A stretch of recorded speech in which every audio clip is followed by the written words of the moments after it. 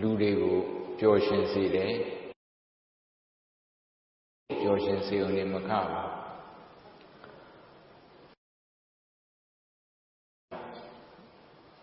နေရထိုင်ရတာလည်းပဲတယောက်နဲ့တယောက်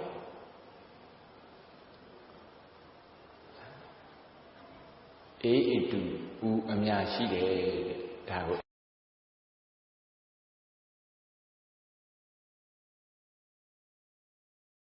အကျိုးတရားလေးပြန်ပြီးတော့ပြောမယ်ဆိုရင်ကရုဏာတရားဟာပုဂ္ဂိုလ်တဦးစီအတွက်ကောင်းတယ်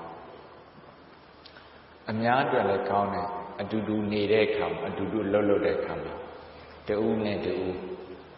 နားလဲတယ်တဦးနဲ့တဦးသီးခံနိုင်တယ်တဦးနဲ့တဦးဖေးဖေးမမရန်ပင်ကုညီမှုရှိတယ်အဲ့တော့တဦးချင်းအတွက်လည်းကောင်းတယ်အများအတွက်လည်းကောင်းဒါလေးကိုပဲမေတ္တာတုတ်အခြေခံပြီးတော့သိပ္ပံပညာ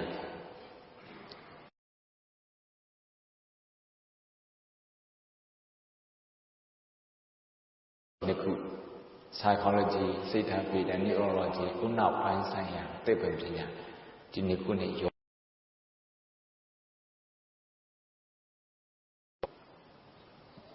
ဆရာတော်တွေပြေးရွတ်မေတ္တာပို့တဲ့အခါမှာမဟာကာရုဏိကောပါဏိနံဒီပရိတ်တရားတော့ခဏခဏမကြားနာရဘူးလားကြားနာရတယ်မဟာကာရုဏိကောနာထောဟိတာယသဗ္ဗဝါညာဉာဏ်တော်ရရှိပြီးတော့ဘုရားဖြစ်တယ်ဆိုတာဘာကိုပြောတာလဲဆိုတော့မဟာကာရုဏိကော great compassionate one မဟာ great ကာရုဏိကော compassionate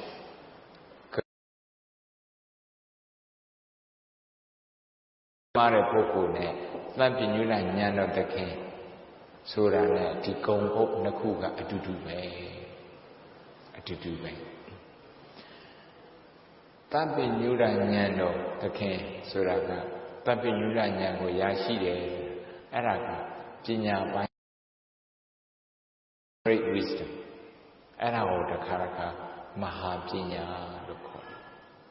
မဟာပညာနောက်တစ်ဖက်ကတော့မဟာကရုဏာတဲ့မဟာပညာနဲ့မဟာကရုဏာနှစ်ခုဗုဒ္ဓတရားတော်ရဲ့မန္တိုင်နှစ်ခုလို့ပြောရင်မဟာကရုဏာနဲ့မဟာပညာဒီအည်သွေးနှစ်ခုကိုရတယ် great wisdom and great compassion ဒီနှစ်ခုရပါတယ် great wisdom and great compassion great wisdom ဆိုတာကအမှန်မှန်ကိုခွဲခြားတတ်တယ်ပြဿနာနဲ့အောင်လုပ်တတ်တယ်ပြဿနာဖြေရှင်းတယ်အဲ့ဒါ great wisdom အဲ့ဒီလိုလုပ်တဲ့နေကရုဏာမဟာကရုဏာလို့ခေါ်တယ် great compassion လူသားတိုင်းအတွက်လူသားတိုင်းအတွက်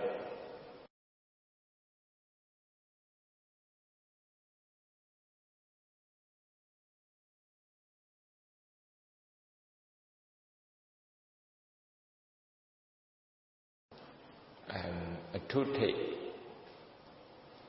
qualities တွေဂုဏ်တော်တွေဖြစ်ပါတယ်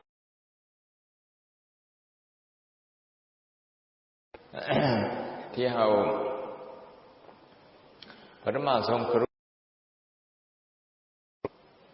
ရုဏာဆိုတာဘာတော့ဒါလေးရှင်းပြချင်ကရုဏာကိုတနာကျင်နာမှုဆိုပြီးတော့ဘုန်းတော်ကတော့စကလုံးနှလုံးရောပြီးတော့သုံးလိုက်တယ်တနာတယ်လို့ပြောရင်လည်းလူတွေကတနာတယ်ဆိုတဲ့စကားလုံးအထင်လွဲသူများကိုလာပြီးတော့တနာရင်ကိုကအားငယ်တဲ့အားနည်းတဲ့ဝိတ်ဖြစ်တယ်အဲ့ဒီလိုမှု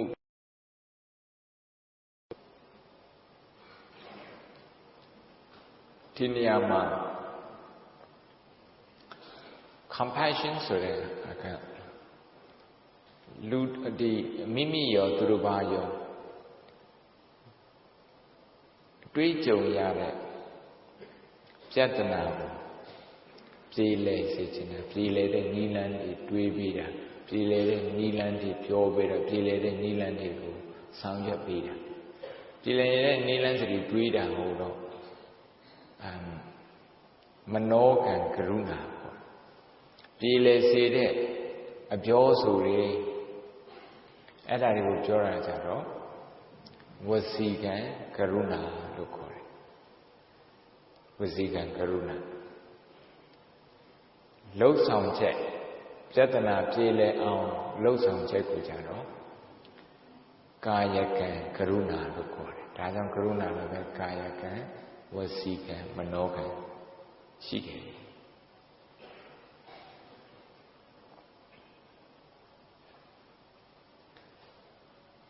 ကရုဏာကအခက်ခဲနဲ့တွေ့တဲ့နေရာ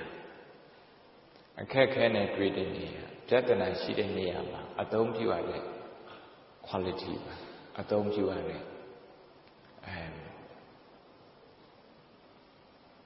ဒီနှလုံးရည်လို့ပြောမှာနှလုံးရည်တစ်ခုပါအဲ့တော့ပြဿနာနဲ့တွေ့တယ်ဆိုရင်ဘုံဘုံတို့ပြဿနာအသေးလေးအစားဥပမာကားကြက်တာဥပမာရာသီဥတုကိုခံနိုင်တဲ့ပို့ပြီးတော့ချမ်းတာကိုတိခံနိုင်တဲ့ပို့ပြီးတော့ပူတာတခါတခါကျတော့ရေပြတ်တာတခါတခါကျတော့မီးပြတ်တာအဲ့ဒီအမျိုးတွေနဲ့တွေ့တဲ့အခါမှာလူတွေရဲ့စိတ်ဟာ pressure နဲ့ pressure အောက်ကိုရောက်သွားတယ်စိတ်ဖိစီးမှုအောက်ကိုရောက်သွားတယ်စိတ်ဖိစီးမှုအောက်မှာ stress ရဲ့အောက်မှာ pressure ရဲ့အောက်လူရဲ့စိတ်ကတုန်လှုပ်တယ်တုန်လှုပ်တဲ့လူရဲ့စိတ်တုန်လှုပ်တဲ့ပုံစံလေးနေ့စဉ်ပုံလို့တွေ့ရအဲ့ဒါလည်းဘာလို့ဆိုစိတ်တူလွယ်တယ်တခါတခါကျတော့ကြောက်စိတ်ဝင်တယ်တခါတခါကျတော့တန်တရားစိတ်ဝင်တယ်ဒီဟာလုပ်လို့ရပါမလားဆိုတဲ့တန်တရားစိတ်တွေဝင်တယ်တခါတခါကျတော့စိတ်နစ်တယ်အဲ့ဒီဟာတွေအားလုံးဟာပြဿနာနဲ့တွေ့ကြုံတဲ့အခါမှာစိတ်ရဲ့တုံ့လှုပ်ခြောက်ခြောက်မှုတွေပဲမင်္ဂလာတုတ်ထဲမှာဖုဋ္ဌတာလောကတံမေဟိစိတ်တံယတနာကံပတိအတောကံဝိရဇံခေမအိဋ္ဌမင်္ဂလမုဒ္ဒမလောဓာနဲ့တွေ့တဲ့အခါအကောင်လောဓာ၄ခုအဆိုးလောဓာ၄ခုအဲ့လောဓာနဲ့တွေ့တဲ့အခါမှာတောကံလူတွေကစိုးရိမ်တတ်တယ်ယဟန္တာပုဂ္ဂိုလ်တွေကြတော့အစစ်အမြင့်ဆုံးမင်္ဂလာတရားတွေရရှိပြီအဲ့ဒါကြတော့ဘာအတောကံဒုက္ခနဲ့တွေ့တဲ့အခါမှာလောဘနဲ့တွေ့တဲ့အခါမှာမစိုးရိမ်တော့ anxiety မရှိတော့စိုးရိမ်မှုမရှိတော့ anxiety မရှိတော့ဝိရဇံအဲ့ဒီနဲ့ပတ်သက်ပြီးတော့စိတ်ညစ်တာမရှိတော့ခေမန်စိတ်ထဲမှာ secure ဖြစ်တယ်ပြဿနာနဲ့တွေ့တဲ့အခါမှာဘုံတော့ insecure ဖြစ်တယ်လင်းဆယ်မိနစ်နောက်ကြမလားကားဆယ်မိနစ်နောက်ကြမလားတငယ်ချင်းစီကနေပြီးတော့တယ်လီဖုန်းစောင့်နေတာနိုင်ဝဲကြရင်ခေါ်မယ်ဆိုပြီးတော့45မိနစ်ရှိမှခေါ်တယ်အဲ့ဒါမျိုးဆိုရင်စိုးရိမ်မှတ်ကစပြီးတော့တက်လာဒါကြောင့်ပြဿနာနဲ့တွေ့ရတဲ့အခါပြဿနာနဲ့ကြုံရတဲ့အခါမှာစိတ်တုန်လှုပ်ခြောက်ခြမ်းတတ်ပုံစိတ်ကတုန်လှုပ်ခြောက်ခြားတယ်ဆိုရင်ဘုံဘုံလို့ဒီဆုံးဖြတ်ချက် decision making ကလည်းပဲဟုတ်ဖြစ်စီမှုစိတ်ဖြစ်စီမှုအောက်မှာရောက်နေတယ်စိတ်ဖြစ်စီမှုအောက်မှာဆုံးဖြတ်ချက်တွေခြားတဲ့ခါကျတော့မှားတဲ့ခါလည်းမှားတယ်မှန်တဲ့ခါလည်းမှန်တယ်အဲ့ဒီလိုမျိုးဖြစ်တယ်ဒါကြောင့်ကရုဏာဆိုတာမြတ်စွာဘုရားပြမစု၄ပါးထဲမှာဟောတာပြမစု၄ပါးစလုံးမှာဒီညတော့ကရုဏာကိုအခြေခံပြီးတော့ဟောတယ်ကရုဏာကိုရွေးပြီးတော့ဟော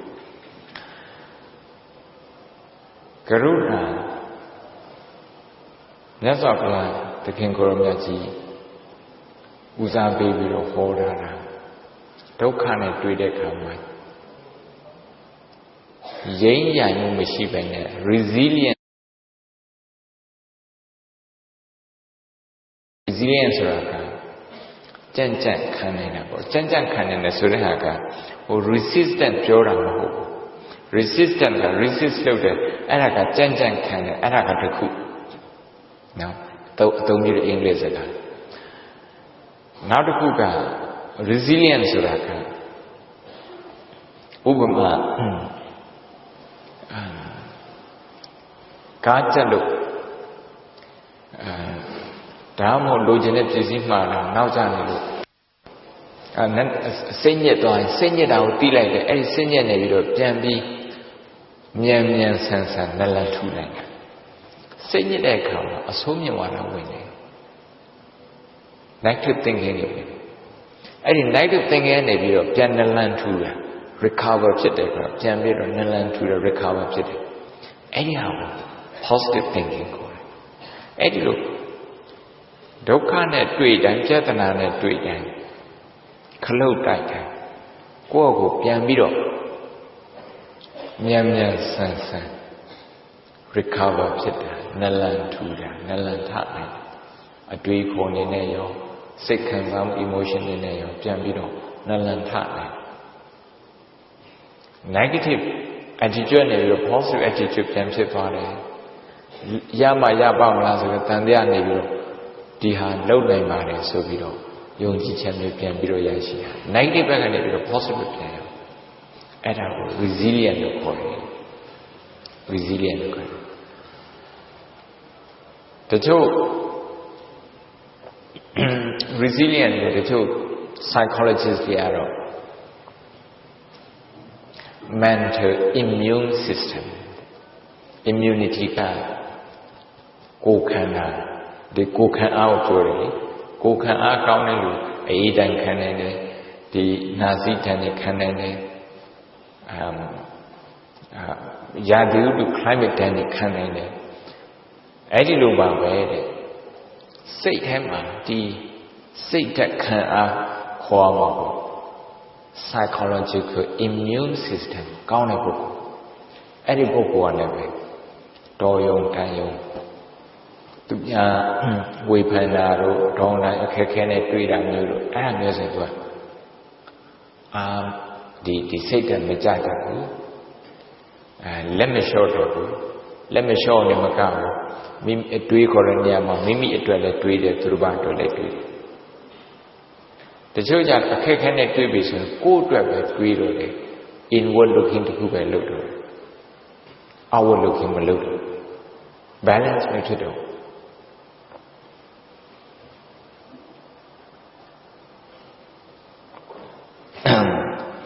Tihago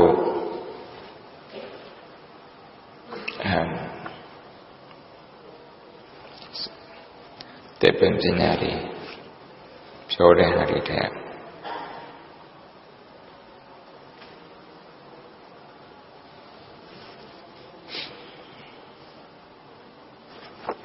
These outliers,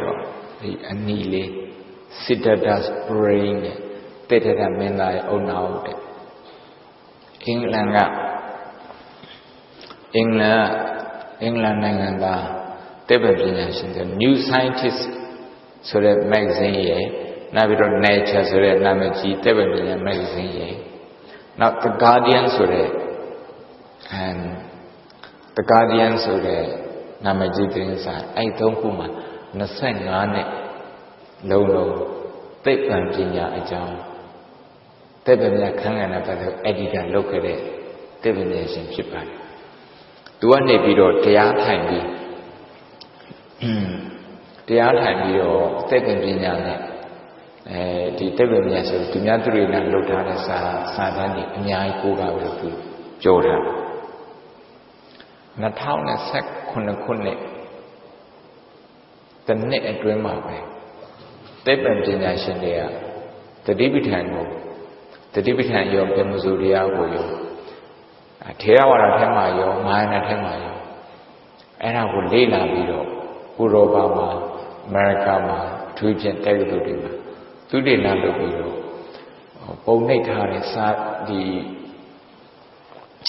တမ်းတွေဆောင်းပါးတွေ690ကျော်ပါတယ်အဲ့ဒါ Google ထဲမှာ mindfulness ဆိုတဲ့စလုံးလေးရိုက်ကြည့်အများကြီးပေါ်လာတယ် mindfulness ဆိုတာတတိပ္ပံကိုပြော mindfulness ကတော့တတိကိုပြောတယ်ပေါ့ပဋ္ဌာန်းဆိုတာကအခြေခံဆိုတော့ mindfulness based တတိပဋ္ဌာန်အခြေခံနဲ့ကရုဏာဆို mindfulness based compassion တတိပဋ္ဌာန်အခြေခံနဲ့ကရုဏာအဲ့တော့စာမျက်နှာ83ကနေပြီးတော့ဘုံဘုံဖတ်ပြချင်တယ်ဂျိုတင်ပြီးတော့ဘုံဘုံမစစ်စင်ထားလို့မဟုတ်ရင်တော့ဒါလေး project တက်ရတာအရင်ကောင်းသူကအုံနောက်ပုံစံပါတယ်အုံနောက်ပုံအဲ့ဒီအုံနောက်ပုံမှာမေတ္တာဖြစ်တဲ့အခါကရုဏာဖြစ်တဲ့အခါမှာအုံနောက်ရဲ့ဘယ်အပိုင်းမှာ active ဖြစ်တယ်ဒေါသဖြစ်တဲ့အချိန်မှာအုံနောက်ရဲ့ဘယ်အပိုင်းမှာactive ဖြစ်တယ်အလုပ်လုပ်တယ်အဲ့ဒါတွေကိုပေါ်ပြတာဒီအောက်ကမှတ်ချက်လေးတစ်ခုပဲဘုံဘုံဖတ်ပြမယ်စာကြောင်း1 2 3 4 5 6 9စာကြောင်း9ကြောင်းကိုဘုံဖတ်ပြမယ်နော် A short course of mindfulness training can help people cope better with chronic pain mindfulness training ဆိုတာကတတိပဋ္ဌာန်လေ့ကျင့်မှုတတိပဋ္ဌာန်တရားစခန်းအတူတခုဟာလူတွေဒီနာတာရှိခံစားရတဲ့ဝေဒနာနာကျင်မှုဝေဒနာ chronic pain အဲ့နာကျင်မှုဝေဒနာကိုရော့ပါအောင်ကူညီပေးနိုင်တယ်Google ထဲမှာဘာလေးရှာနိုင်တော့ဆိုဒီအကြောင်းလေးရေးထားတယ် mindfulness based stress reduction MBSR mindfulness based stress reduction သတိပဋ္ဌာန်အခြေခံတဲ့စိတ်ဖြစ်စီမှုလျှော့ချတယ်ဒီ program က Massachusetts Institute of Technology MIT အမေရိကန်နိုင်ငံမှာ1989ခုနှစ်လောက်86ခုနှစ်လောက်ကစပြီးတော့အမြဲတမ်းဝေဒနာရှိနေတဲ့လူခါနာလိုက်တချို့ကခေါင်းကိုက်လိုက်တချို့ကချက်ထောင်းနာလိုက်အဲ့လိုနာတာရှိယောဂရှိတဲ့ပုဂ္ဂိုလ်တွေဆေးတောက်မယ်ဆိုရင်လည်းပဲရေရှည်ဆေးတောက်ရင် kidney မခံနိုင်ပါဘူး side effect တွေရှိအဲ့လိုရှိတဲ့အတွက်ကြောင့်မလို့alternative ဒီတခြားနည်းလမ်းတွေလိုက်ရှာတဲ့အခါမှာရှာအဲ့ဒီနည်းလမ်းတစ်ခုကတော့ဒီတရားထိုင်တဲ့နည်းလမ်းရှာအဲ့ဒါနဲ့စမ်းကြည့်တဲ့အခါကျတော့လူတွေတော်တော်များများသူတို့ရဲ့ဝေဒနာကိုသူတို့ခံနိုင်စွမ်းရှိတယ် MBSR mindfulness based stress reduction အဲ့ဒီဟာလေးကိုရင်းညွှန်းထားတယ် Studies have found that increased activity in the orbitofrontal cortex of meditators is associated with decreased unpleasantness of pain, while increased insular and anterior cingulate cortex ACC activity is associated with decreased pain intensity. အုံနောက်ရဲ့နေရာနေရာအကြောင်းသူတွေနားလုပ်ထားတယ်။တရားထိုင်တဲ့ဘုရားတွေကိုသူတို့ရဲ့အုံနောက်တွေမှာfMRI တို့ EEG တို့အဲ့ဒီစက်တွေတက်ထားတယ်။တက်ထားပြီးတော့တရားထိုင်တဲ့အခါမှာအုံနောက်ရဲ့ images တွေရုပ်ပုံတွေအများကြီးရိုက်ထားအဲ့ဒီရိုက်ထားတဲ့ဓာတ်ပုံတွေထဲမှာဒီစာအုပ်ရဲ့မျက်နှာဖုံးမှာရှိတဲ့ ပုံလေးအဲ့ဒါတော့ဆရာဝန်တွေဆိုရင်ချက်ချင်းသိဒါအုံနောက်ထက်မှရှိတဲ့ alpha ပေါ့ alpha သူ့ရဲ့ attach နော်သူ့ရဲ့ attach ဥပမာတောကများတဲ့ anxiety များတဲ့လူဆိုရင်လွန်တဲ့လူဆိုရင်သူ့ရဲ့ alpha ကဘယ်လိုသွားတယ်စိတ်တည်ငြိမ်တဲ့ပုဂ္ဂိုလ်ပြဿနာနဲ့တွေ့တဲ့အခါမှာလည်းပြဿနာကိုတည်ငြိမ်နဲ့ကြည်နိုင်တဲ့ပုဂ္ဂိုလ်စိတ်မတုံ့လောက်တဲ့ပုဂ္ဂိုလ်အဲ့ဒီပုဂ္ဂိုလ်ဟာသူ့ရဲ့ alpha ကဘယ်လိုဖြစ်တယ်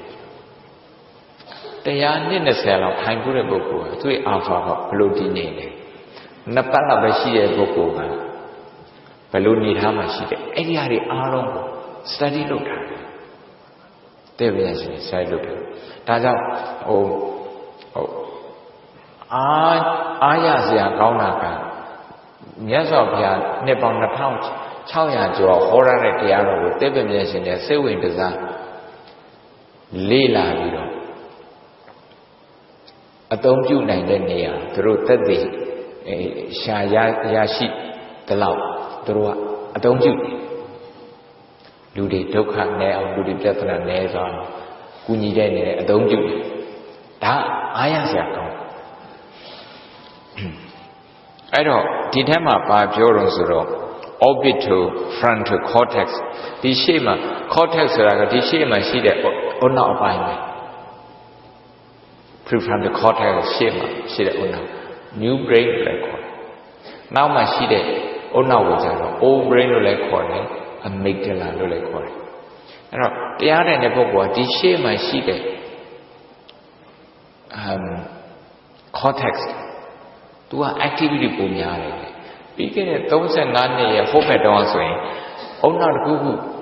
တန်ရာရသွားရင်အဲ့ဒီအုံနောက်ကုမရတော့ဘူးဆိုပြီးတော့သိဉာဏ်ရှင်တွေကယူဆတာအခုကျတော့အဲ့ဒီလိုမဟုတ်ဘူးအုံနောက်ထဲမှာရှိတဲ့ neuron တွေ circuit တွေ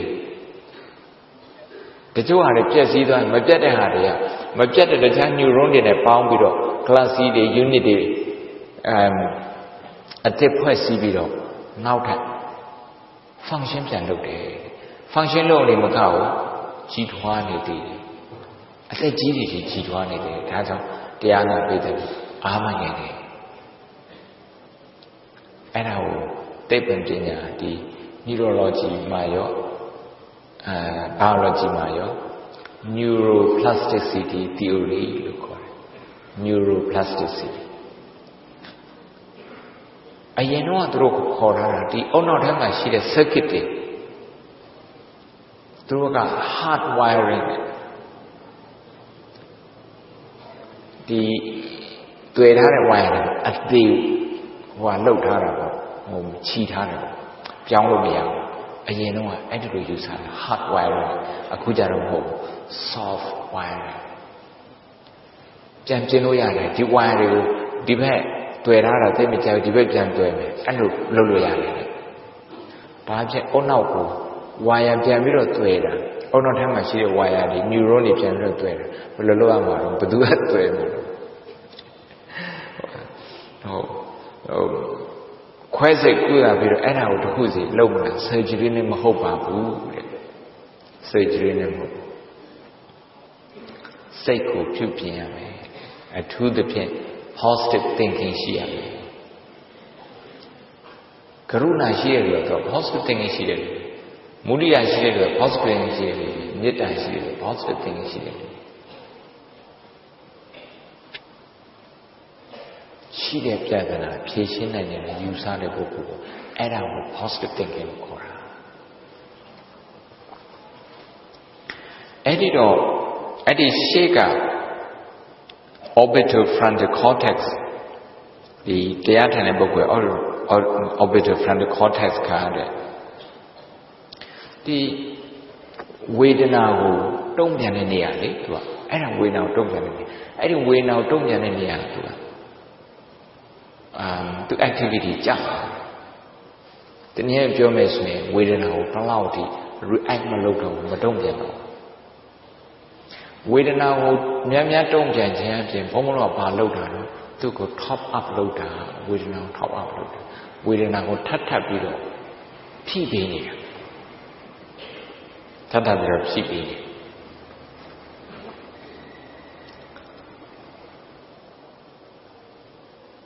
why increase insular and anterior cingulate cortex activity is associated with decreased pain intensity. Now, insular ဘက်မှာအုံနောက်ရဲ့ insular ဘိုင်းအဲ့ဒီအပိုင်းမှာသူ့ရဲ့ activity ကတော့ဘာလို့ဆိုတော့ဒီဝေဒနာရဲ့ intensity ဝေဒနာရဲ့ပြင်းထန်မှုရောကြသွားတယ်အဲ့ဒီဟာကိုပြောတယ်ဒီနေ့ကပြောမယ်ဆိုရင်အုံနောက်ထဲမှာရှိတဲ့နေရာနှစ်နေရာကိုလေးလာခြင်းအပြင်အဲ့ဒီနှစ်နေရာစလုံးကဝေဒနာညော့နေသွားတယ်ဆိုတာသိတာအဲ့ဒါဘယ်သူစီမှာဖြစ်တော့ဆိုတော့နာကျင်တဲ့အခါမှာနာတာကိုတမာတိနဲ့ကြည်နေတယ်တတိလေးနဲ့ကြည်နေတယ်အဲ့ဒါကြောင့်တရားထိုင်တဲ့အခါမှာနာတယ်ဆိုရင်နာတယ်လို့မှတ်ပါနာတယ်ဆိုရင်နာတယ်လို့သိလိုက်ပါနာတာကိုကြိုက်တယ်မကြိုက်ဘူးဆိုတဲ့စိတ်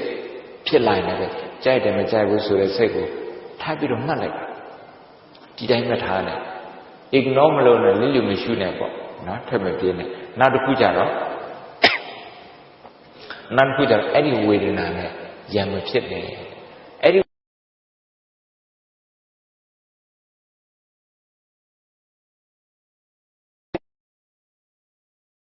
တော့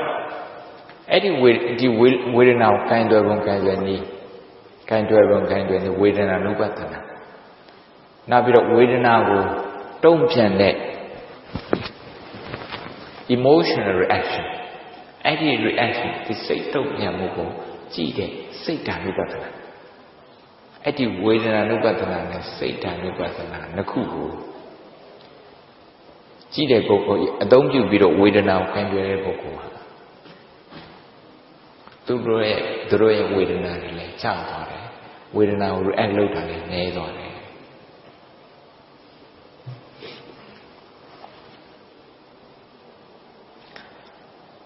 top the right cerebral cortex showing the midline between the two halves of the brain below the outer surface of the left cerebral cortex with part cut away to reveal the insula အဲ့ဒါတော့ဒီထဲမှာရှိတဲ့ပုံတွေကိုပြောပြတယ်ဆိုလိုတာကဘုံဘုံတို့ဒီမှာနှစ်ပေါင်းထောင်နဲ့ချီပြီးတော့တိလာတဲ့အတိကိုယ်စိတ်ကတည်ငြိမ်ရင်ဒီဝေဒနာကိုပို့ပြီးတော့ခံနိုင်တယ်ဝေဒနာရှိရင်ဆိုဝေဒနာကိုလည်းပဲကိုထားပြီးတော့မဖြစ်တော့ဘူးထောက်အောင်မလုပ်ဘူးဆိုတဲ့အတိဒီအတိကိုအခု neurology အုံနောက်ပိုင်းဆိုင်ရာသိပ္ပံပညာကသက်သေပြတယ်မှန်တယ်ဆိုတာသက်သေပြတယ်အဲ့တော့ဝေဒနာဖြစ်လာတဲ့အခါမှာစိတ်ကဟိုလှုပ်ဒီလိုလှုပ်ရင်စိတ်ကဒီတရားထိုင်တဲ့ပုဂ္ဂိုလ်လိုမဟုတ်ပဲနဲ့ဝေဒနာခန္ဓာကိုယ်ကဖြစ်တဲ့ဝေဒနာပဲဖြစ်စိတ်ကဖြစ်တဲ့ဝေဒနာပဲဖြစ်အဲ့ဒီဝေဒနာနဲ့တွေ့ကြုံရလို့စိတ်ကဟိုလှုပ်ဒီလှုပ်ရှားသွားတယ်ရိမ့်ရိုင်သွားတယ်ဆိုရင်အဲ့ဒါ stress ဖြစ်တာပဲ stressful ဖြစ်တယ် stress များတာထိုနည်းတူစွာပဲအလုတ်လုတ်တဲ့နေရာမှာရောလူလောကမှာအချင်းချင်းဆက်ဆံပြောဆိုတဲ့အခါမှာရောကိုယ်နဲ့အယူဆမတူလို့ကိုယ်နဲ့အမြင်ချင်းမတူလို့အဲ့ဒီနေရာမျိုး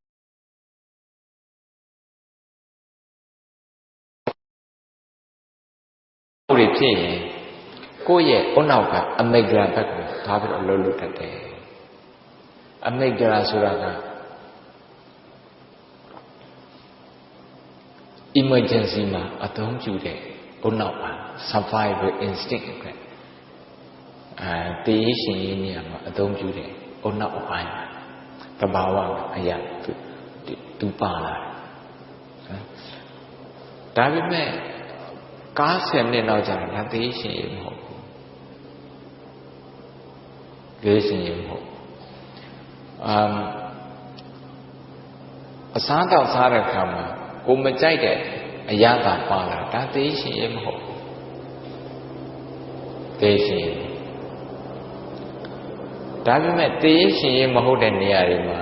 ဘုံဘုံတို့တရားနာပိသတ်တို့ကဒါသေရှင်ရဲ့အလား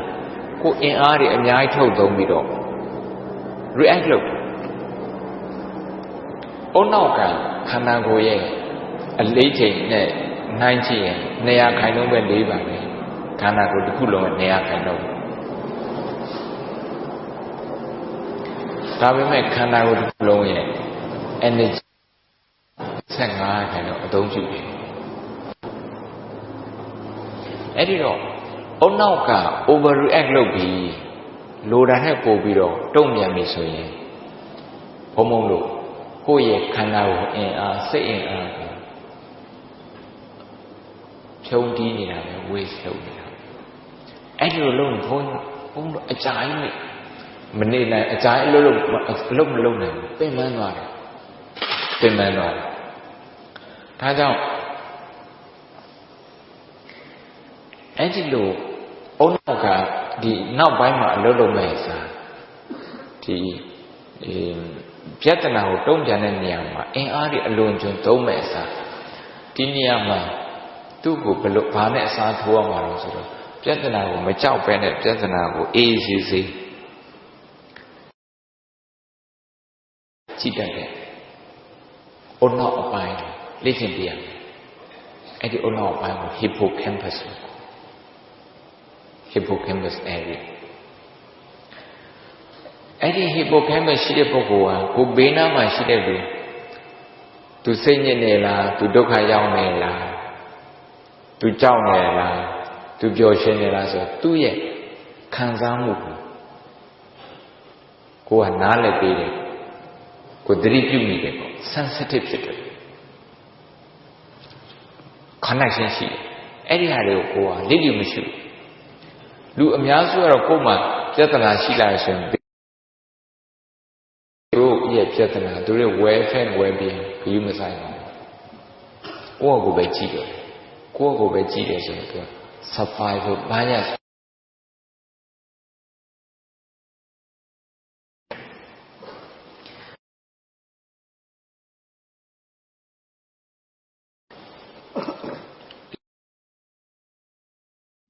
ကျူရင်လက်ခံထားအဲ့ဒါကတော့မြတ်စွာဘုရားသစ္စာ၄ပါးထဲမှာဟောထားတယ်ဣဒံခောပနလောကရဲ့ထဲမှာတော့ဖြစ်ပြဿနာရှိ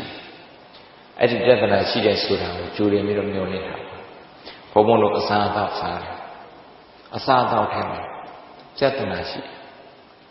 ဒီတိုင်းကြည့်နေဘုံတော့မသိဘူးအသက်ကြီးလာတဲ့အခါကျတော့ဒီထဲမှာစားတွေပုံများသွားပြီဒီထဲမှာရှုဂါတွေပုံများသွားပြီအာဟာရထဲမှာဘေးရန်အန္တရာယ်ပါတာလေတချို့ကြတော့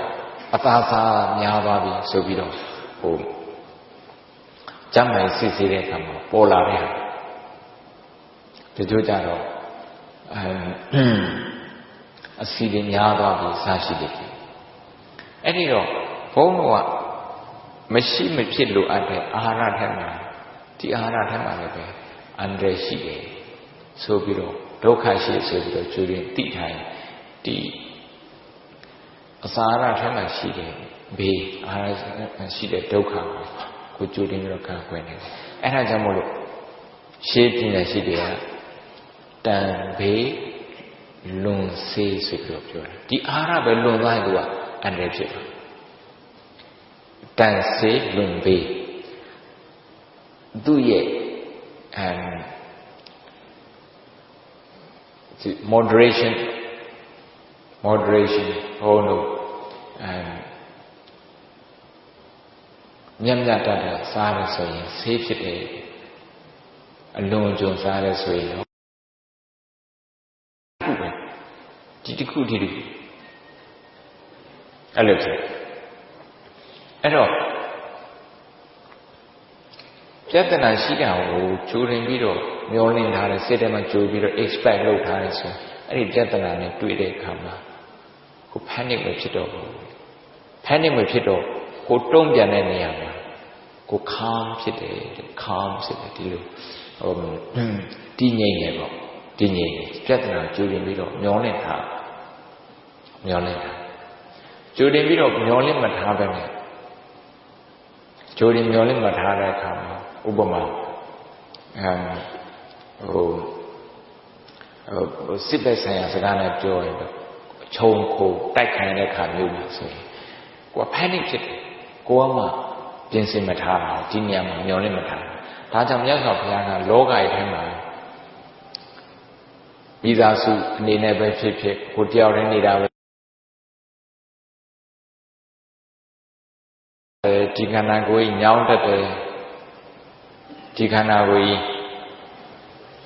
ဒီနေ့သူကအသက်ကြီးလာတယ်အိုလာတယ်ဒါကိုကြိုးပြီးတော့ကိုယ့်ဟာကိုယ်မျောလင့်ထားပါ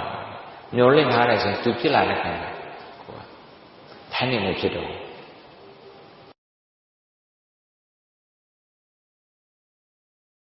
ပြောမယ်ဆိုရင်စိုးရင်တော့ကြတယ်မဖြစ်ဘူးပေါ့ဒါဖြင့်ကရုဏာဆိုတာဘယ်လိုလုပ်တာတော့အားရဲ့ပြဿနာသူများရဲ့ခက်ခဲသူများရဲ့နိုင်ခြင်းမှုကိုက connection လုပ်နေတယ်သူများရဲ့ပြဿနာကိုတွေးပြီးဒီနေရာမှာမေးနေတယ်ရှင်ပြတပည့်တော်တို့ရဲ့သူဦးချင်းတွေ့တဲ့ပြဿနာဓမိသားစုချင်းတွေ့တဲ့ပြဿနာမှာမနှဲတာသူများရဲ့ပြဿနာဘယ်လိုလုပ်သွားပြီးတော့ကိုမြယူနိုင်မှာတော့ဒီလိုမေးနေဆင်ရှိရသော်ဘုရားကဒီလောကလူတိုင်းရဲ့ဒုက္ခကိုကြည့်ပြီးတော့တရားရတာတနည်းနဲ့ပြောမယ်ဆိုရင်သူတောကတွေစိတ်ဆိုးတဲ့ဒေါသတွေမာနတွေအဲ့ဒီ negative emotion တွေကိုကျော်လွှားနိုင်တာဘယ်လိုကျော်လွှားနိုင်လဲဆိုတော့ဒုက္ခကိုကြည့်ပြီးတော့ကျော်လွှားနိုင်ဒုက္ခကိုကြည့်တဲ့နေရာမှာမှန်မှန်ကန်ကန်ကြာရောနေမကောက်မတုံ့လို့မချောက်ချောင်းနေမကောက်ဒီစိုးရိမ်မှုမဖြစ်နေမကောက်စိုးရိမ်မှုကိုလျှော့ချစေတယ်နောက်ပြီးတော့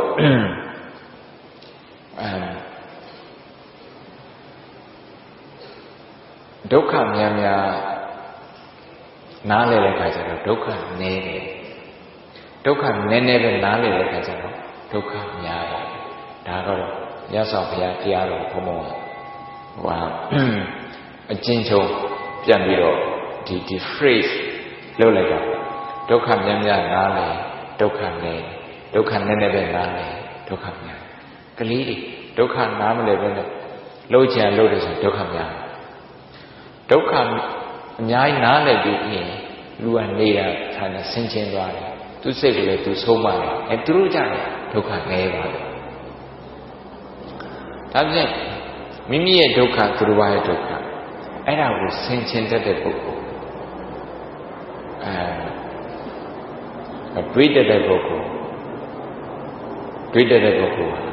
သူ့မှာဒုက္ခနဲ့တွေ့တဲ့အခါခံရင်နိုင်စွမ်းပို့ပြီးတော့များတယ်ဒီနေရာမှာတိုင်းမှုတို့ဓမ္မတို့သားတို့လည်းဆိုရင်အလွယ်တကူနားလည်တယ်သူတို့ဘာအတွက်တိုင်းပြည်အတွက်ဆိုပြီးတော့စစ်တပ်ထဲမှာဝင်လာတဲ့ပုဂ္ဂိုလ်အစကတည်းကသူများအတွက်တွေ့ဒါပဲသူကကရုဏာသူများအတွက်တွေ့အင်္ဂလန်နိုင်ငံမှာဒီအင်္ဂလိပ်ကြီးရည်လေးတက်မလို့ထားမှာဗုဒ္ဓဘာသာအသင်းရှိပါဗုဒ္ဓဘာသာတွေရှိတယ်အဖြူဗုဒ္ဓဘာသာလည်းရှိတယ်ကောရခဗုဒ္ဓဘာသာလည်းရှိတယ်ကောရခတွေလည်းပဲအင်္ဂလိပ်စစ်တပ်ကကောရခတွေအများကြီးသုံးတယ်နှစ်ပေါင်း100ကျော်200နီးပါးလောက်ရှိလို့ပြောတယ်ဒီပေါ်မှာရှိတဲ့ကောရခလူမျိုးတွေကိုအင်္ဂလိပ်စစ်တပ်ထဲမှာတောင်းဝန်ထမ်းဆောင်နိုင်တယ်အဲ့တော့ဒီနေ့ကတော့ တက်ထက်ကဗုဒ္ဓဘာသာစီဝင်းလာတာ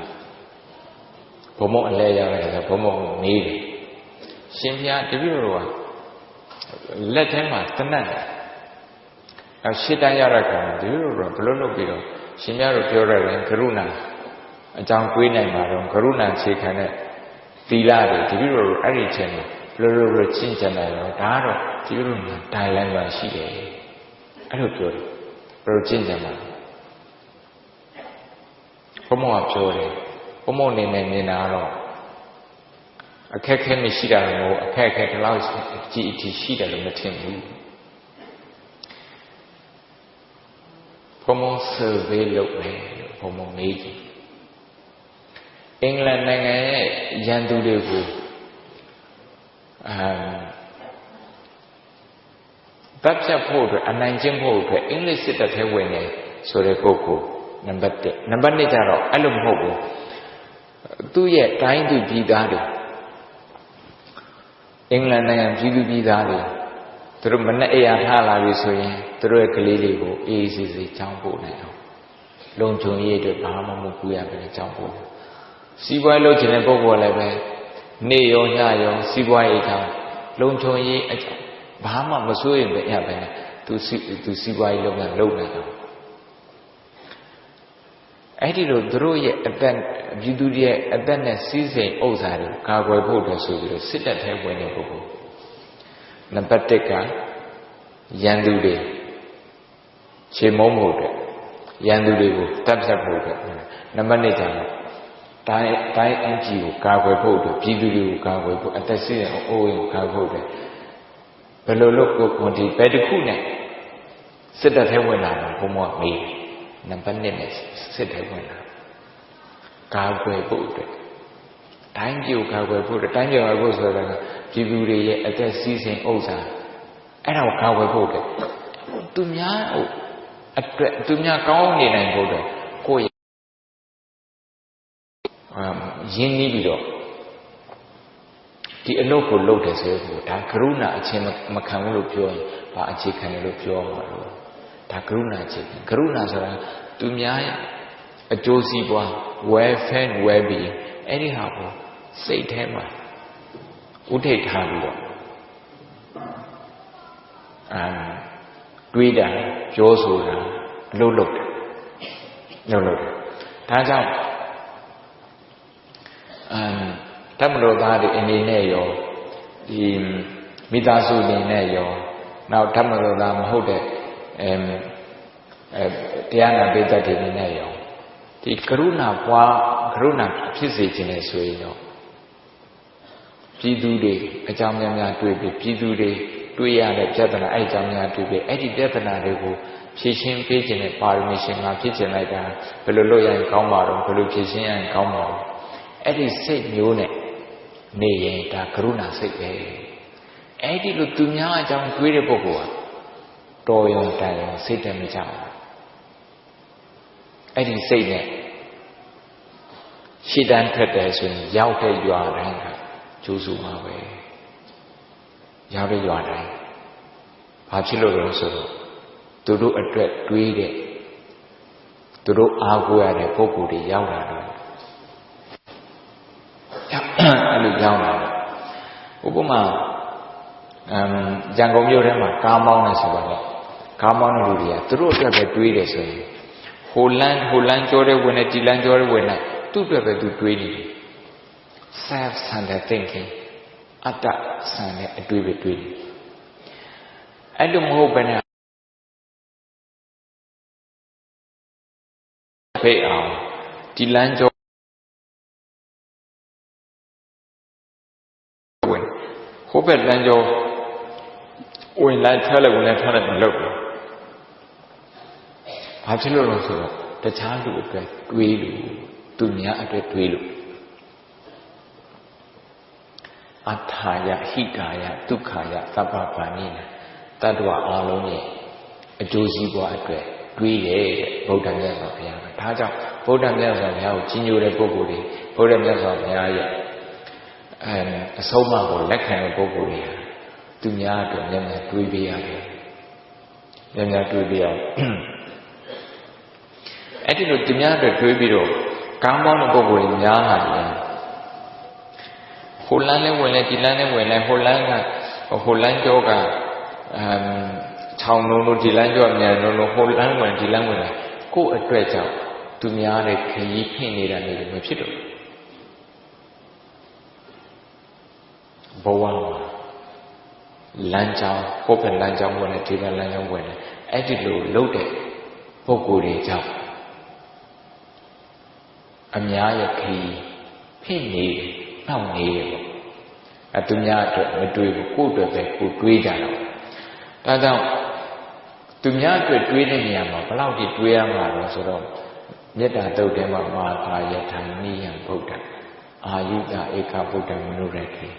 မိတူဒီတော်ရင်သွေးရှိတဲ့မိခင်ကသူ့ရဲ့ရင်သွေးကို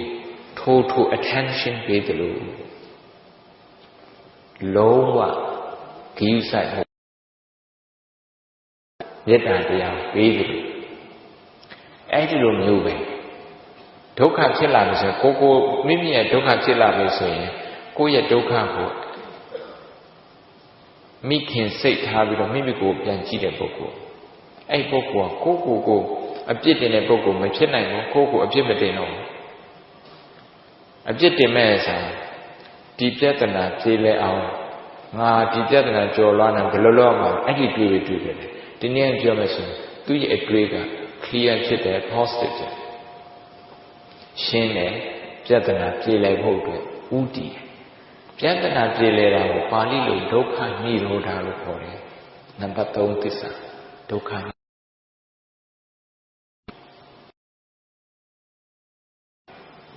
ပြဿနာပြေလည်ဖို့အတွက်တွေးတယ်ဆိုတော့အရန်ကို positive ဖြစ်တယ်အမှားနဲ့တွေ့ကြုံတဲ့အခါကိုယ့်ရဲ့ချွင်းချက်နဲ့တွေ့ကြုံတဲ့အခါမှာအဲ့ဒီလိုစိတ်ထားမျိုးရှိတဲ့ပုဂ္ဂိုလ်အဲ့ဒီပုဂ္ဂိုလ်ကသိလို့ရတယ်အဲ့လိုပုဂ္ဂိုလ်မျိုးသိလို့ရတယ်လူအတိုင်းထဲမှာသိလို့ရတယ်အဲ့တော့ကြည့်တဲ့နေရာမှာမိမိရဲ့ဒုက္ခတွေမကဘူးဘေးနားမှာရှိတဲ့ကိုယ့်ရဲ့မိသားစုရဲ့ဒုက္ခကိုယ့်ရဲ့တငယ်ချင်းတွေရဲ့ဒုက္ခလုပ်ဖို့ခံမဲ့တွေရဲ့ဒုက္ခအဲ့ဒီဒုက္ခတွေကြည့်နေတဲ့ပုဂ္ဂိုလ်ဆိုရင်သူ့ရဲ့ကရုဏာကပိုခိုင်လာတယ်အတ္တကလည်းအလိုလိုလေးနေသွားဘလောက်ထိဘယ်ကရုဏာတော့ဖြစ်ဒီအမြဲဆုံးဖြစ်မှာတော့ဆိုတော့ကိုယ်နဲ့ပြိုင်ဘက်ပုဂ္ဂိုလ်တွေကိုယ်ရန်ဟိုတော်မှာတွေးပေးနိုင်တဲ့ပုဂ္ဂိုလ်သူတို့ဒုက္ခနည်းစေခြင်းတဲ့ပုဂ္ဂိုလ်ဒီနည်းနဲ့ပြောမယ်ဆိုရင်ကိုယ့်ရဲ့ပြိုင်ဘက်ကိုယ့်ရဲ့ရန်သူတွေရဲ့ဒုက္ခဟိုတော်မှာကိုယ်ချင်းစာတတ်တဲ့ပုဂ္ဂိုလ်ဆိုရင်ဒီပုဂ္ဂိုလ်ရဲ့ကရုဏာကတော့မယိုင်မလဲနိုင်တော့ဘူးအယံကိုခိုင်မြဲပါအဲ့ဒီပုဂ္ဂိုလ်ကမှပြဿနာနဲ့တွေးတဲ့အခါမှာ stress မရှိတော့ဘူးဘာဖြစ်လို့မရှိတာလဲသူ့အတွက်သူမတွေးတော့အဲ့ဒါကြောင့်ဧဝံပိတပ္ပဗုဒေတုမာနတံဘာဝေအပရိမဏံမိခင်တူဒီတို့သူ့ရဲ့တားပေါ်မှာထားတဲ့မေတ္တာစိတ်တဲ့ကရုဏာစိတ်တဲ့အဲ့ဒီစိတ်ဓာတ်ကိုဧဝံပိတပ္ပဗုဒေတုလူအားလုံးတ attva အားလုံးချစ်သူမုန်းသူ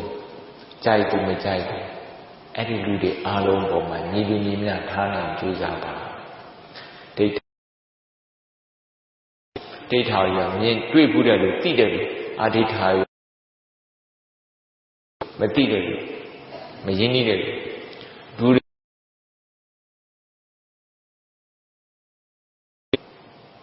အဝိဓုတွေအနည်းမှနေတယ်အဲ့လိုနေတဲ့ဒီ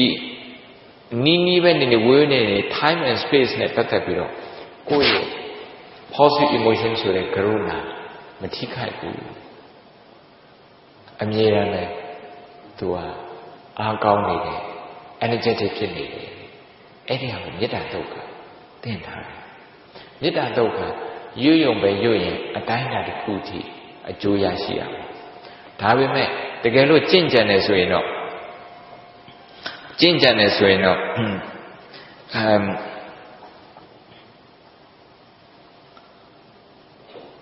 အနောက်ကပါpositive ဘက်ကိုအကုန်လုံးပြောင်းသွားပြီးတော့ပြဿနာမရမနာဖြေရှင်းပေးနေတဲ့ပုဂ္ဂိုလ်ဖြစ်သွားမယ်တဲ့နောက်ဆုံး pray ဘုရားရဲ့အနောက်ဆိုတဲ့တောင်းတဲ့ကြောင်းတော့ဖတ်ပြခြင်းအဲ့ဒါတော့ပါတော့ဆိုတော့ဒီ negativity bias of memories ဘုံဘုံတို့ဒီတိုင်းနေရင်ねစိတ်ကသူ့ဟာသူ positive ဖြစ်မလား negative ဖြစ်တဲ့အရာမကောင်းတဲ့အရာအဲ့ဒီအရာကိုအယမ်းမမိစိတ်ထဲမှာဆွဲနေတယ်ကောင်းတဲ့ဟာဆိုရင်တော့ကိုကအချင်းချင်းအရာကြီးတွေတက်ဘူးလေအချင်းချင်းသူများချင်းမွန်ခံရတယ်ပဲအဲ့ဒီချင်းမွန်ခံရတာစိတ်ထဲမှာပျော်ရွှင်မှုကိုအများကြီးမပေးနိုင်တငယ်ချင်းတယောက်ကကိုမကြိုက်တာပြောရင်အဲ့ဒါစိတ်ထဲမှာအကြာကြီးဆွဲနေအဲ့ဒါကို negative bias လို့ခေါ်တယ်အဲ့တော့ဒီထဲမှာပါပြောဆိုတော့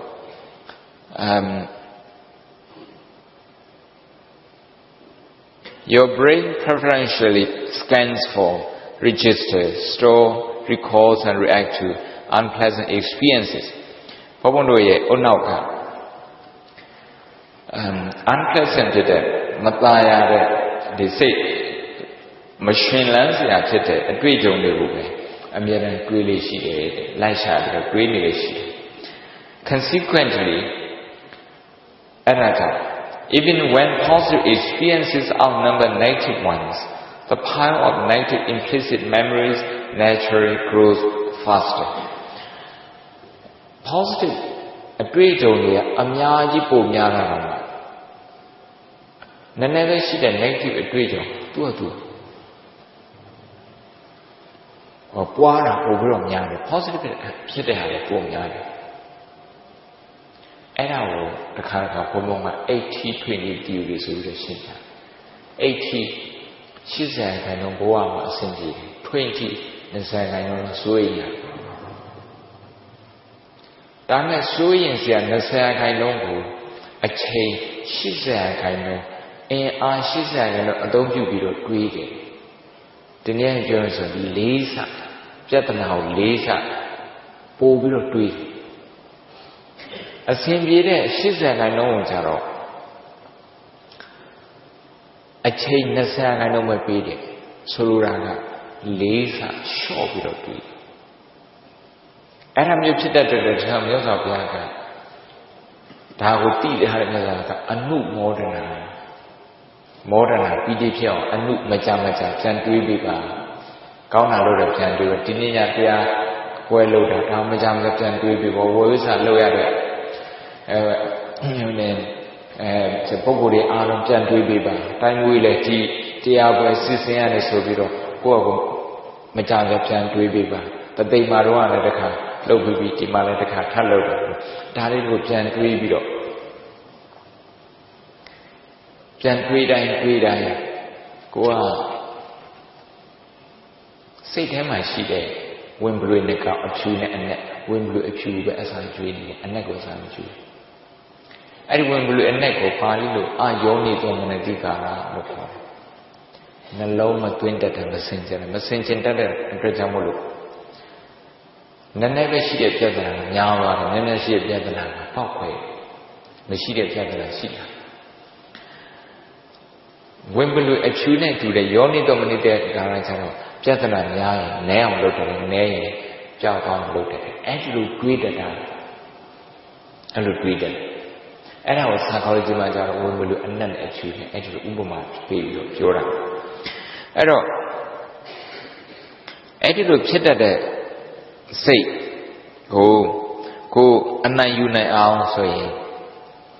ဘယ်လိုလုပ်ရမလဲဆိုသူများအတွက်များများတွေးပေးပါသူများအတွက်များများတွေးပေးပါ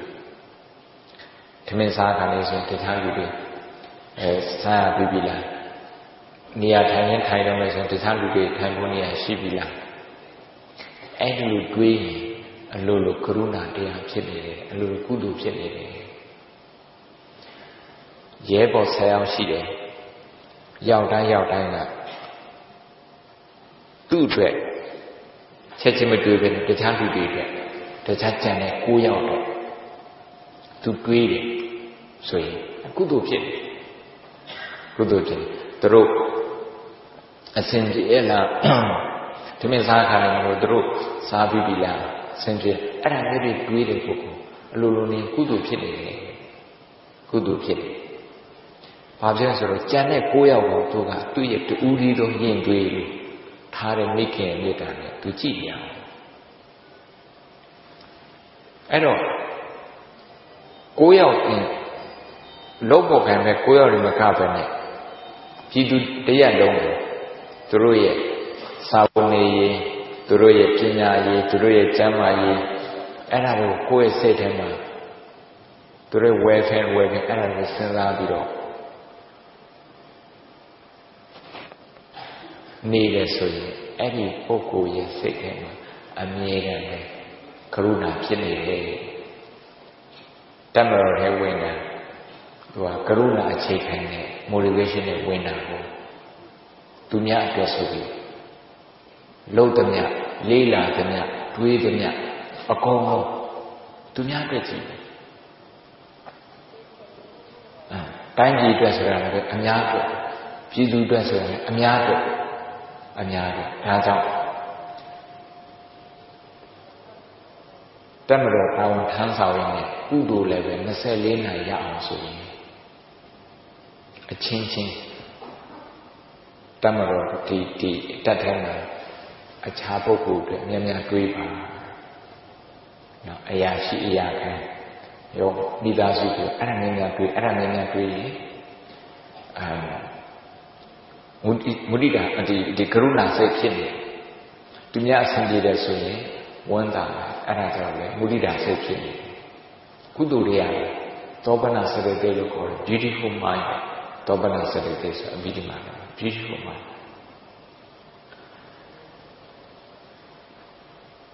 ကိုကအလုတ်ကျွေးကြည့်တယ်ပြည်သူအကြောင်းပဲများတွေးသူတို့အကြောင်းများတွေးလေကုသိုလ်ကိုဖြစ်နေပဲဒါကြောင့်တို့ကတမတော်ထဲမှာနေရလို့တော်တော်ဝုတ်ဖို့အတွက်အချိန်တည်းနေရလို့တရားစခန်းဝင်ဖို့အတွက်အချိန်နေရလို့အဲ့ဒီလိုမျိုးပြောတာလေဘုံဘုံကကြားတဲ့ခါကျအေးဒီခုတော့စဉ်းစားပေးရမယ်ဒါနဲ့မေတ္တာသုတ်ကိုဒီတိတ်ပညာရှင်တွေပြောတဲ့ကျမ်းစာတွေနဲ့ပြန်ပြီးတော့စဉ်းစားကြည့်ရတဲ့အခါကျတော့ဒီအဖြစ်လေးရမြတ်စွာဘုရားအလောင်းဘောဓိတန်ဘုရားအလောင်းကဘုံဘုံတို့ဇတ်တော်ထဲမှာဆိုရင်949ဇတ်ရှိတယ်အဲ့ဒီထဲမှာသူကိုယ်တိုင်ဉာဏ်ဝိရတဲ့အချိန်ကနည်းနည်းလေးပါသာသနာနဲ့ကြုံရတဲ့အချိန်နည်းနည်းလေးပါသာသနာနဲ့မကြုံရတဲ့အချိန်မှာတော့မှဘုရားဖြစ်အောင်ပါရမီဖြစ်ကျင့်နိုင်တယ်ကိုကြတော့အခုအချိန်မှာမြတ်စွာဘုရားရဲ့သာနာတော်နဲ့လည်းတွေ့နေမြတ်စွာဘုရားသာနာနဲ့တွေ့နေတယ်နောက်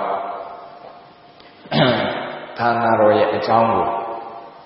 ဥထိတ်ထားတဲ့သာနာတော်ရဲ့အရေးကိုဥထိတ်ထားတဲ့ခေါင်းဆောင်တွေနဲ့အဲ့ဒါခေါင်းဆောင်တွေလည်းရှိနေတယ်တမတော်ခေါင်းဆောင်လည်းရှိနေတယ်အဲ့လိုရှိနေတယ်ဆိုတော့တစ်ချိန်လုံးတမတော်သားတွေတမတော်မိသားစုတွေနေတယ်ကုသိုလ်ဖြစ်ဖို့ကမခဲရင်ဘူးရောက်တဲ့နေရာမှာအများအတွက်ဉာဏ်စဉ်းစားပေးဖို့ပဲတချို့ကြတော့ထင်နေမယ်ဟာလူကြီးပြတဲ့ကကြမှာဒီလိုဖျားတယ်တာတွေဖျားပြုပြင်တာတွေဒါတွေလုံနိုင်တာတချို့တော့မလုံနိုင်သေးဘူးဆိုပြီးတော့အားမနေတယ်သာသနာပြုတဲ့လုပ်ငန်းတွေထဲမှာအတွင်းသာသနာပြုတဲ့အပြင်သာသနာပြုတာရှိတယ်အပြင်မှာဖျားတယ်တာအဲ့ဒါဥဒ္ဒေတာစေတီနဲ့ဓာတုစေတီပူဇော်တယ်လို့ခေါ်တယ်အဲ့ဒါအပြင်မှာရှိတဲ့စေတီအပြင်မှာရှိတယ်နှလုံးသားထဲမှာကိန်းအောင်ထားတဲ့ဓမ္မခန္ဓာဥပမာကရုဏာဆိုတာဓမ္မခန္ဓာထဲမှာပါ ဒီကိုယ့်ရဲ့စိတ်ထဲမှာကရုဏာထားနိုင်ကရုဏာတည်အောင်ကရုဏာဂိမ်းအောင်ကရုဏာရအောင် compassionate ပုဂ္ဂိုလ်ဖြစ်အောင်ကိုယ့်ဟာကိုယ်လုပ်တယ်ဆိုရင်ကရုဏာဆိုတဲ့ဓမ္မစေတီတဲ့ကရုဏာကဓမ္မစေတီကရုဏာကဘာစေတီတဲ့တော့ဓမ္မစေတီအဲ့ဒီကရုဏာဆိုတဲ့ဓမ္မစေတီကိုယ့်ရဲ့နှလုံးသားထဲမှာတည်နေတယ်နှလုံးသားထဲမှာတည်နေဒါကြောင့်ဒီနေ့တစ်ခါရင်းဖြစ်တဲ့အိုင်မူကြီးရောနောက်ပြီးတော့မြောက်ပိုင်းတိုင်းစစ်ဌာနချုပ်ကအရာရှိအရာခံတွေဒီတမလို့သားတွေမိသားစုတွေအားလုံးမိမိရဲ့နှလုံးသားထဲမှာကရုဏာဆိုတဲ့ဓမ္မစေတီဘုံဘုံဒီနေ့တည်ပြီးတယ်ဒီဓမ္မစေတီကိုယ့်ကိုဆက်ပြီးတော့တည်ပါအကြီးကြီးဖြစ်သွားအောင်တည်ပါဘယ်လိုလုပ်ရမှာလဲဆိုတော့အများအတွက်ဉာဏ်ဉာဏ်စဉ်းစားပါတယ်ဘယ်လိုလုပ်ရမှာလဲအများအတွက်ဉာဏ်ဉာဏ်စဉ်းစားပါတယ်နေ့တိုင်းနဲ့စဉ်းစားနေတာလေနေ့တိုင်းစဉ်းစားတာကိုဘုံဘုံဒီနေ့အဲ့လိုစဉ်းစားတာတရားဖြစ်ပါတယ်ပြမစိုးတရားနဲ့မှပါပါတယ်ပြမစိုးတရားကိုကျင့်ကြံတယ်တချို့ကတော့တမထတရားနိဗ္ဗာန်မရနိုင်ဘူးဆိုပြီးတော့ပြောတယ်ဒါပေမဲ့ကရုဏာတရားဖြစ်နေတဲ့အချိန်မှာဒေါသမဖြစ်ဘူးတရားကိုတရားမနာလိုတဲ့စိတ်မဖြစ်ဘူးတရားကိုတရားစိတ်ဆိုးတာလည်းမဖြစ်ဘူးတရားကိုတရားမုန်းတီးတာလည်းမဖြစ်ဘူးမဖြစ်ဘူးဒါကြောင့်ကရုဏာတရားမြန်မြန်ပွားပါအဲ့ဒီကရုဏာတရားတွေနဲ့မိမိရဲ့ကိုယ်စီနှလုံးသားထဲမှာဓမ္မစေတီတည်နေတဲ့ပုဂ္ဂိုလ်များဖြစ်အောင်လည်းမကကရုဏာဥဆောင်တဲ့စိတ်ဓာတ်နဲ့ကိုယ်တွင်းကိုယ်ပါအိမ်တွင်းအိမ်ပါပြည်တွင်းပြည်ပါမိမိအကျိုးသာနာတော်အကျိုးတိုင်းပြည်အကျိုးဒီတဲ့ပို့ပြီးတော့တဲ့ကိုးနိုင်တဲ့ပါရမီထူးရှင်ပါရမီထူးရှိတဲ့ပုဂ္ဂိုလ်သူပုဂ္ဂိုလ်များများဖြစ်ကြပါစေ